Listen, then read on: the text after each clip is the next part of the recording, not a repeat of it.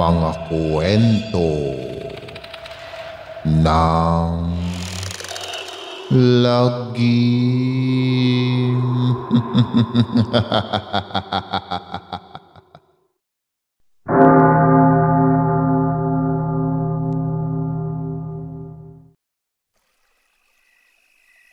Kamusta na mga giliw naming tagapakinig?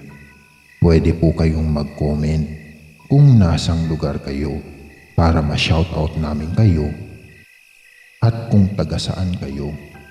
Maraming salamat mga giliw naming tagapakinig.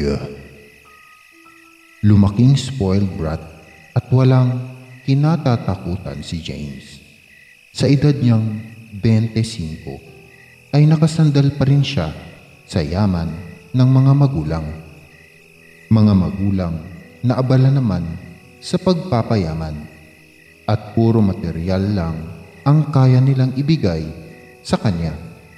Kaya si James mulat sa pool ay ginagawa na lang niya ang gusto niyang gawin. Isang araw ay naboard na siya sa bahay. Tinatawagan niya ang mga tropa para sa naisip niyang gawin. Nagpunta sila sa gubat para mamaril ng mga ibon. Kasama niya sina Paul, Josh, Migs at Tom. Nagtayo sila ng tent. Balak kasi nilang kinabukasan pa umuwi.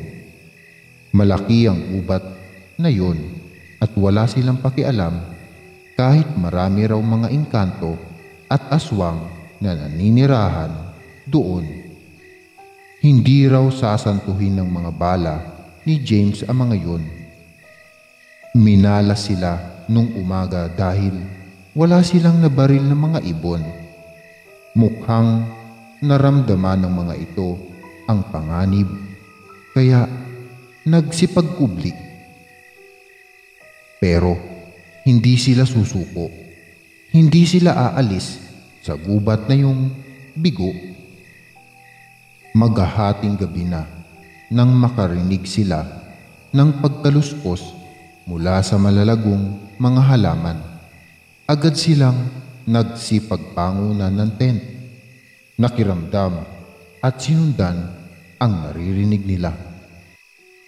Hanggang sa tumambad sa kanila ang isang kalahating tao, ang anyo na may pakpak, isang manananggal. Natulala sila sa takot, pero hindi si James. Ginamit niya ang baril. Pinaputukan ang nakakatakot na nilalang ng dilim na aatake na sana sa kanila.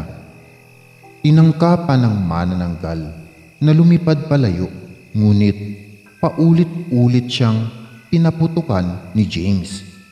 Kaya para siyang eroplanong pagewang-gewang sa ere hanggang sa tuluyang bumagsak sa lupa. Patakbo nilang nilapitan ang tinabagsakan ng manananggal. Nanlalaki ang mga mata nila sa nakikita. Hindi sila makapaniwala na napuruhan iyon ni James. Saglit lang ang pagkatulala nila, napalitan agad ng tuwa. Nag-apiran, nagtawanan, at nagtalunan sa sobrang saya ang magkaibigan. Iginapos nila sa puno ang manananggal. Wala ang kalahating katawan nito. Kahit anong tanong nila ay hindi na ito sumasagot. Nakalungay-ngay na lang ng dahil sa dami ng tinamong bala. Sige ang tulo ng dugo mula sa hating katawan. Sige rin ang tawanan ng magkakaibigan. Nagsimula silang mag-inuman. Nang may espiritu na silang mag-inuman, nang may espiritu na ng alak, ang pukote ay naisip pa nilang paglaruan ng manananggal. Sinulatan nila ng pentel pen ang buong katawan nito ng kung ano-ano. Tapos sa kanila hiniwaan ang mukha gamit naman ang backknife. Ginawa rin nilang dartboard ang katawan gamit ang kani-kanilang balisong. Pati sa noo ay tinamaan. Nang magsawa, nilapitan ni James ang manananggal at saka tinanong kung gusto ba nitong uminom. Naghihingalo na ang manananggal kaya hindi na makasagot. Nabad trip si James sa hindi nito pagsagot kaya ang alak ay ibinuhos niya sa mukha nito at saka umalingaw-ngaw sa gubat ang tawanan ng mga tropa niya. Nang bigla silang makarinig ng malalakas na alulong ng aso. Hindi lang isa, kundi marami. Sabay-sabay. Nawala ang lasing ng magkakaibigan. Natakot din sila. Kaya't nagpasya silang lisanin na ang lugar. Iniwan nilang wala ng buhay ang manananggal. Maya-maya pa, isang matandang babae ang lumapit dito. Nanginginig ang mga kamay na hinaplos ang nakalungay-ngay na mukha ng kanyang anak.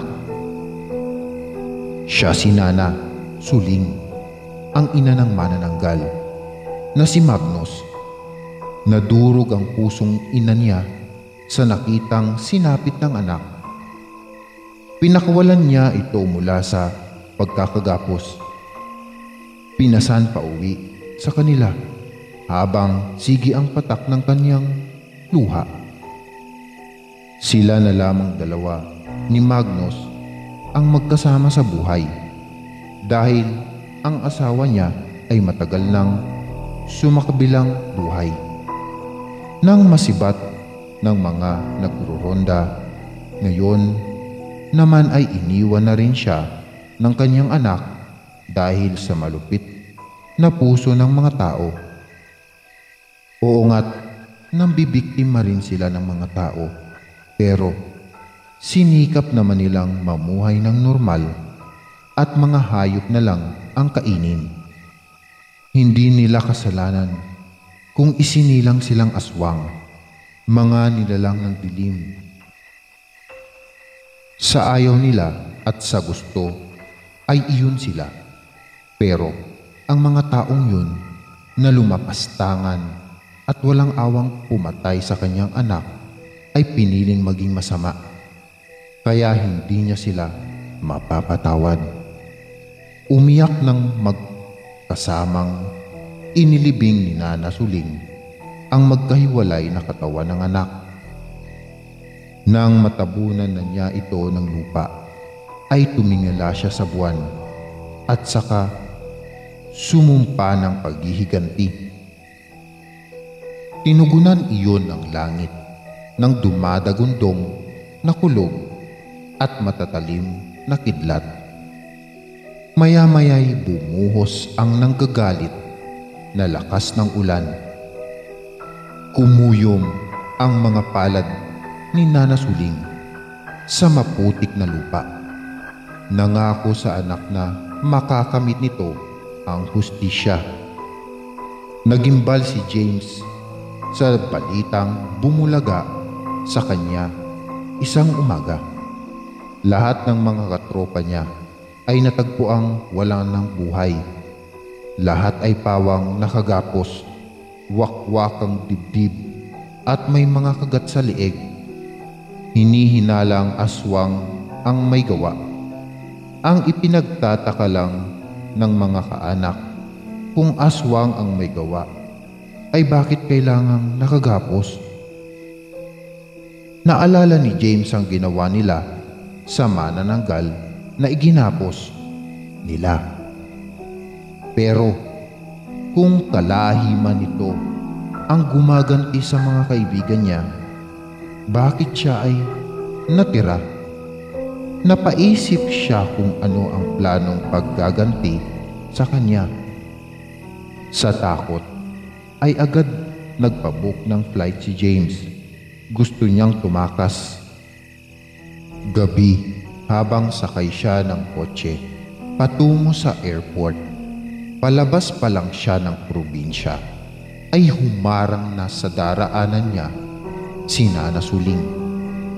Sinigawan pa niya ito na umalis sa daraanan niya, pero hindi natinag ang matanda.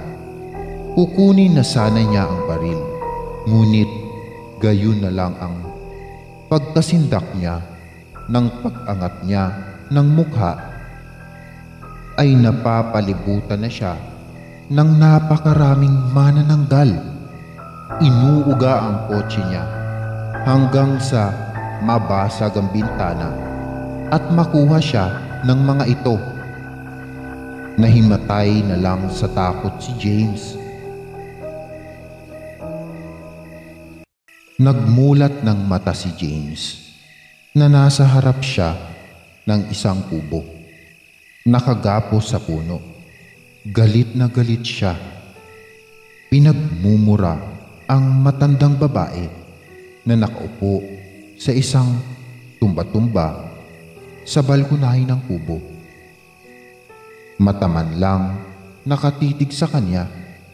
Nagpumiglas si James. Ibinuhos ang lakas para makawala sa tali. Nagawa naman niya. Lalapitan sana niya ang matanda para saktan, ngunit bigla ay hindi siya makagalaw. Naramdaman niya ang sobrang pananakit ng likod na animo binabanat.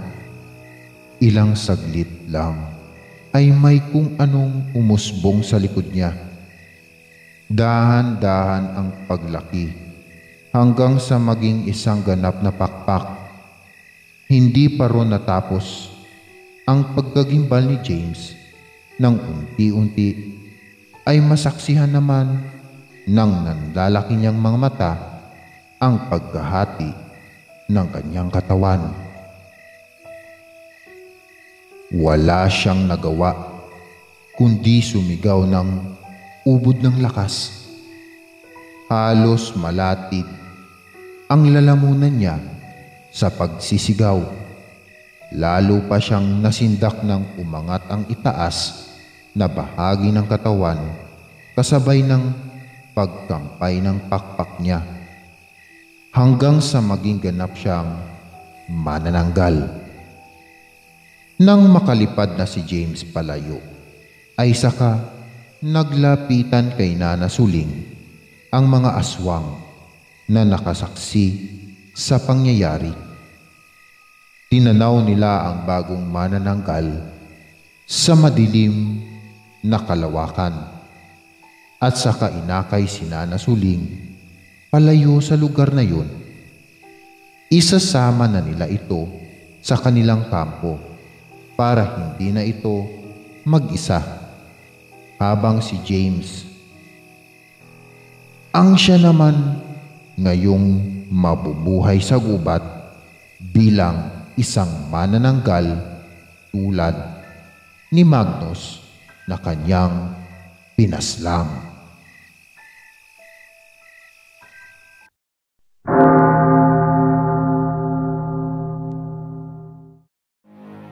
Maraming salamat mga giliw naming tagapakinig.